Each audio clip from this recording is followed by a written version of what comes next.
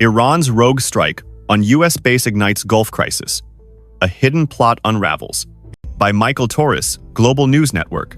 Baghdad, the 22nd of June, 2025 vertical bar, 4:17 p.m. GMT. Baghdad, in a brazen act of defiance, Iran's Islamic Revolutionary Guard Corps, IRGC, launched a devastating missile and drone attack on the U.S. Al-Assad Air Base in western Iraq late Saturday, killing 18 American service members and destroying 2 F-22 fighter jets. The assault, led by rogue IRGC commander Colonel Amir Hosseini, has pushed the United States and Iran to the brink of all-out war, threatening to engulf the Persian Gulf in chaos. As oil prices soar to $105 a barrel and world leaders scramble to contain the crisis, whispers of a deeper conspiracy linking a U.S. defense contractor to the attack cast a chilling shadow over the escalating conflict. The strike, which U.S. officials call an unprecedented escalation, comes just 72 hours after American F-35 jets obliterated Iranian radar stations and naval frigates in the Gulf. Retaliation for a suspected Iranian drone attack on a Saudi oil tanker in the Strait of Hormuz. But the al-Assad assault was not sanctioned by Tehran's leadership, sources say, raising questions about Hosseini's motives and the forces manipulating this deadly game. As satellite imagery reveals Iranian missile launchers mobilizing near Bushehr, fears of a second, even deadlier strike loom large. A night of carnage. The attack on al-Assad began at 1:30 a.m. local time, when a barrage of Fateh 110 ballistic missiles launched from IRGC bases in Ahvaz, Iran, rained down on the sprawling U.S. facility. Simultaneously, a swarm of Shahed 136 drones, supplied by Iran-backed Houthi rebels in Yemen, targeted the base's runway and aircraft hangars.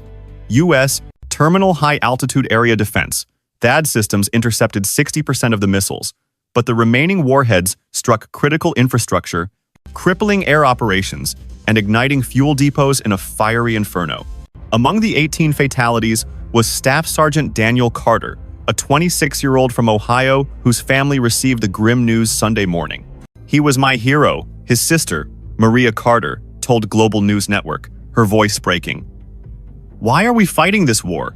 The destruction of 2 F-22 jets, each valued at $350 million, marks a significant blow to U.S. air superiority in the region, prompting urgent calls in Washington for a robust response." Colonel Hosseini claimed responsibility in a fiery broadcast from Tehran, his eyes burning with defiance. "The American invaders have spilled our blood for decades," he declared, referencing past U.S. drone strikes that killed his wife and daughter in 2020. "This is justice. Leave our lands or face annihilation." Hosseini's rhetoric, laced with personal vengeance, has galvanized Iran's hardliners but alarmed moderates who fear his actions could invite a U.S. invasion.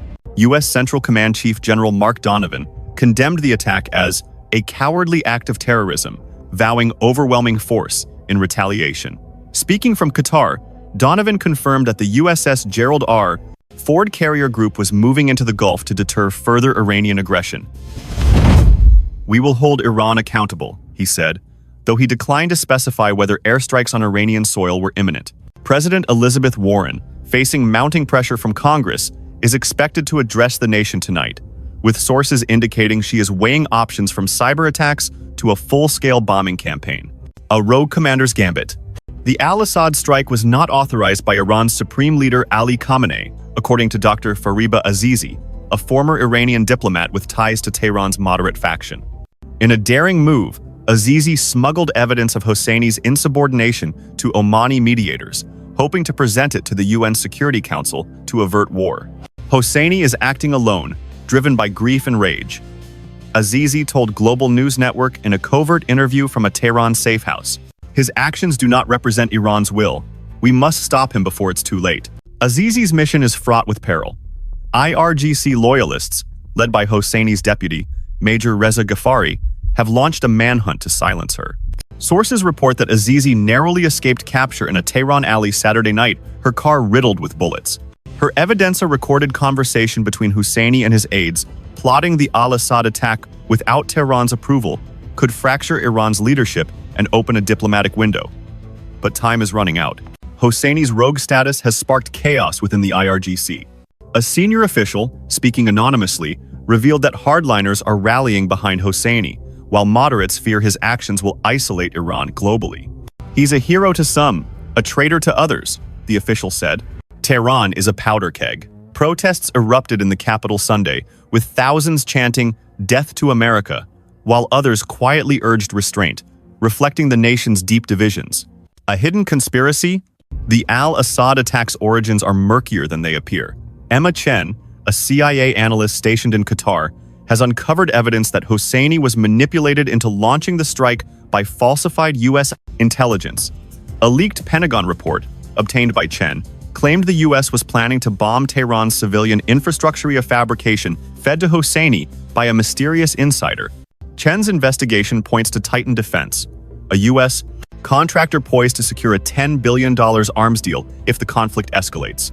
Chen's findings suggest the insider is a former IRGC informant, now on Titan's payroll, who exploited Hosseini's personal losses to provoke the attack. This wasn't just a mistake, Chen said, in a secure communication intercepted by Global News Network. Someone wanted this war. Her probe has made her a target. Titan operatives, posing as U.S. contractors, tailed her in Doha Sunday, forcing her to go underground.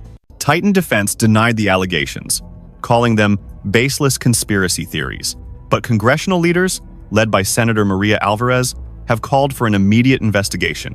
If American companies are profiting from our soldiers' blood, heads will roll, Alvarez said. The scandal has fueled domestic outrage, with protests outside the Pentagon demanding transparency. Global shockwaves. The al-Assad attack has sent oil markets into a tailspin.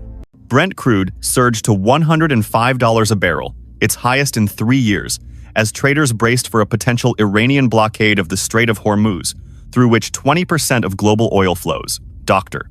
Rachel Cohen, an energy expert at Georgetown University, warned of dire consequences. A Hormuz closure could push oil to $130, triggering a global depression, she said. Stock markets in New York and London plummeted 5%, while energy stocks, including Titan's, soared, raising suspicions of profiteering. Diplomatic efforts are faltering. Secret U.S.-Iran talks in Oman collapsed after the al-Assad strike, with Iranian negotiators walking out. UN Secretary-General Antonio Guterres called for an emergency session, but Russia and China signaled they would veto any resolution condemning Iran. The U.S. must de-escalate, said Russian envoy Dmitry Ivanov, a stance that has frustrated Western allies. European leaders, led by German Chancellor Anna Schmidt, urged restraint, but expressed alarm at satellite imagery showing Iranian mobile missile launchers near Bushehr, hinting at a possible strike on U.S. naval assets. The International Atomic Energy Agency, IAEA, issued a stark warning Sunday, noting that continued attacks on Iran's nuclear facilities, like Natanz or Fordo, could trigger a radiation leak. The Gulf is a tinderbox, said IAEA Director Rafael Grossi. A miscalculation could endanger millions. Voices from the front lines. In Iraq, the al-Assad attack has left U.S. forces reeling.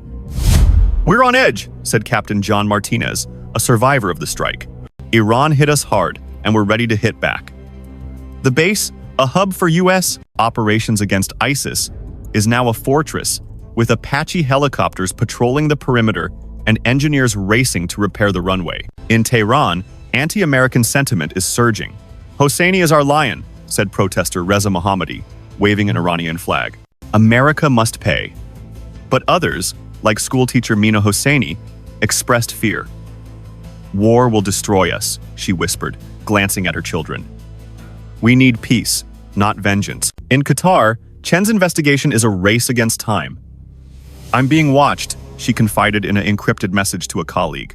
"If I don't get this out, the truth dies with me."